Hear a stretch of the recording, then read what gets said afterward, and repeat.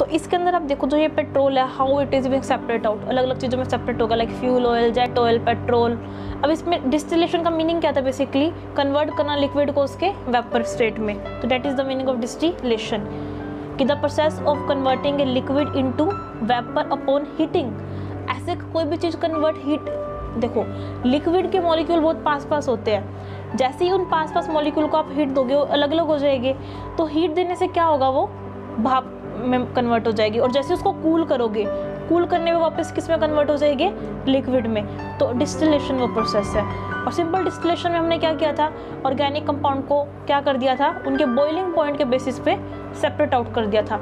जो ये हम एग्जांपल पढ़ रहे हैं, ये वाला पेट्रोलियम का टेम्परेचर डिक्रीज, ये हम पढ़ रहे हैं फ्रैक्शनल डिस्टिलेशन के अंदर।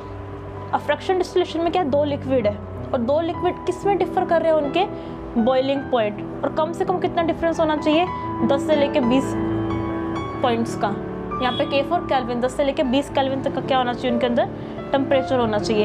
अब सीधी सी बात है कि हम जो सिंपल डिस्टिलेशन क्यों नहीं करते।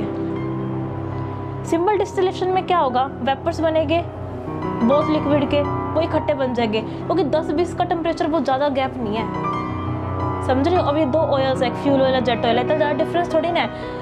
मान लो भाप में कन्वर्ट है, गैसेस ऊपर है, कूल होने के बाद इकट्ठी मिक्स हो जाएगी ना।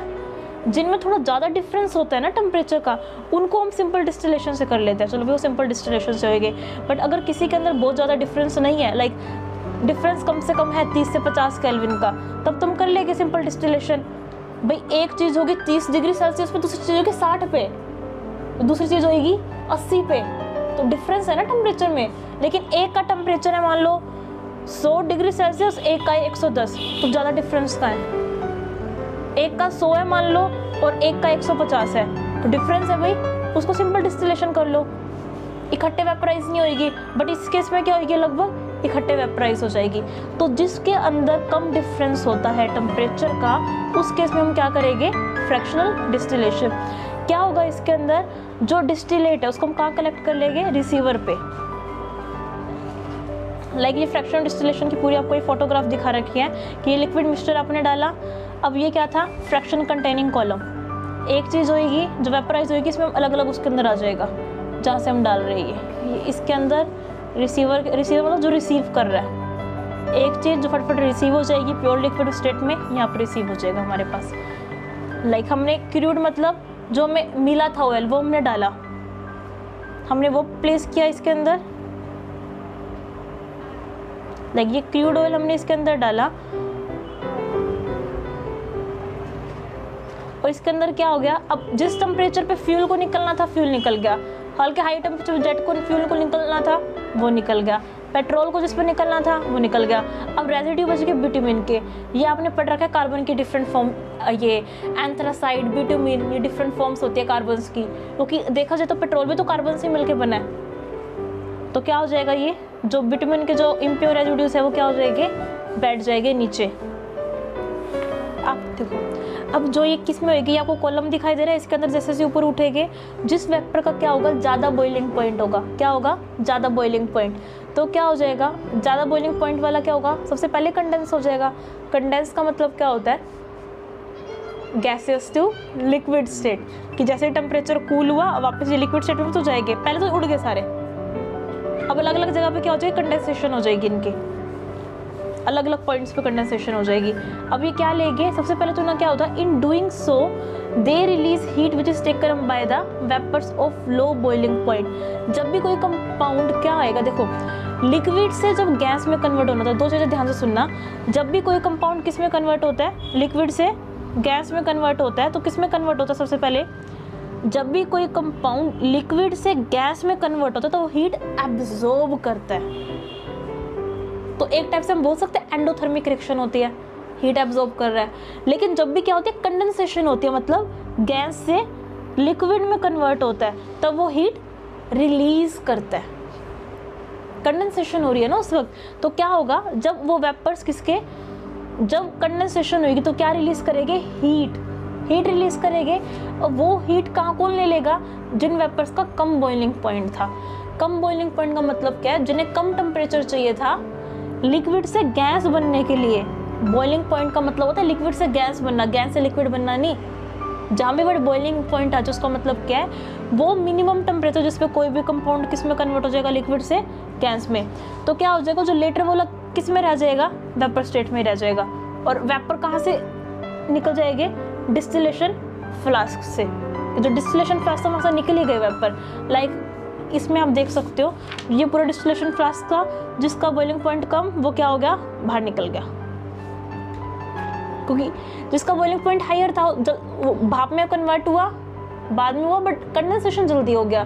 फिर जब कंडेंसेशन हुआ तो कौन सी रिएक्शन हुई, एक्सोथर्मिक रिएक्शन। याद रखना, लिक्विड से गैस में कन्वर्ट होने के लिए हीट चाहिए, इन अंदर जा रही है, मतलब एंडोथर्मिक है। लेकिन जब गैस से लिक्विड बनेगा तो क्या है, एक्सोथर्मिक है। अब लो बॉइलिंग पॉइंट वाला क्या रह जाएगा, बाहर रह जाएगा। अब वो कैसे कंडेंस्ड होगा, बाय वाटर कंडेंसर। जब भी आप फ्रैक्शनल डिस्टिलेशन की मशीन देखो तो वहाँ पे क्या लगा रखा होता है, वाटर कंडेंसर लगा रखा होता है। और जो बचेगा उसको हम किस में कनेक्ट कर लेंगे, रिसीवर में। जैसे कि आप इस फोटोग्राफ में देख सकते हो, बाद में आया अलग हो गया, फिर यहाँ पे हमने क्या लगा रखा है, वाटर कंडेंसर लगा रखा है। पानी दे रहे हैं उसको, ठंडा पानी, भाई उसको थोड़ी कूलनेस दे। टेम्परेचर कम होता है ना जब, तो जल्दी, जितना टेम्परेचर कम होगा ना उतनी गैस जल्दी लिक्विड में कन्वर्ट होएगी। समझ रहे हो। हाई टेम्परेचर पे क्या होता है, लिक्विड से गैस बनता है हाई टेम्परेचर पे, और लो टेम्परेचर पे गैस से लिक्विड। यही तो चीज़ होती है ना। जैसे लो टेम्परेचर को किस में कन्वर्ट हो जाएगा, गैस से लिक्विड में कन्वर्ट हो जाएगा। इसलिए हम यहाँ से अंदर वाटर दे रहे हैं। वाटर देंगे तो क्या होगा, जो भी बाहर था क्या हो जाएगा, यहाँ पे आके वाटर मतलब लिक्विड में कन्वर्ट हो जाएगा, और इसको रिजर्वायर में हम क्या कर लेंगे, कलेक्ट कर लेंगे। तो हाई अलग, लो अलग, ये तो काम था हमारा सेपरेट करना। कर लिया ना हमने सेपरेट आउट। तो इस टाइप से हमने हाई अलग कर लिया, और हाई बॉइलिंग पॉइंट वाला हमारा जो भी कंपाउंड में मिक्सचर था उसको अलग कर लिया, लो वाला क्या कर लिया, अलग कर लिया। और कुछ टाइम क्या होता है, some vapours of the high boiling point वो भी क्या हो जाते हैं, एक्सकेप हो जाते हैं। किस केस में, जब डिफरेंस क्या हो इनके बीच में, बहुत ही स्मॉल हो। मान लो बिल्कुल ही कम डिफरेंस है, तो क्या होगा, इकट्ठे भी तो निकल सकते हैं ना। वो हो सकता है किसी टेम्परेचर पे इकट्ठे बॉयल हो जाए। तो उस केस में हमें क्या करना पड़ता है, दोबारा फ्रैक्शनल डिस्टिलेशन लगाएंगे हम, दोबारा मशीन में डालेंगे। तो इसलिए क्या होता है, अभी मैं एक वर्ड यूज़ करी थी, अगर डिस्टिलेशन है, डबल डिस्टिलेशन, कि 2 बार डिस्टिलेशन कर रहे हो। तो डिस्टिलेशन से प्योर आया, बट डबल डिस्टिलेशन से और भी प्योर आएगा। थोड़ी बहुत इम्प्योरिटी होगी वो भी दूर हो जाएगी।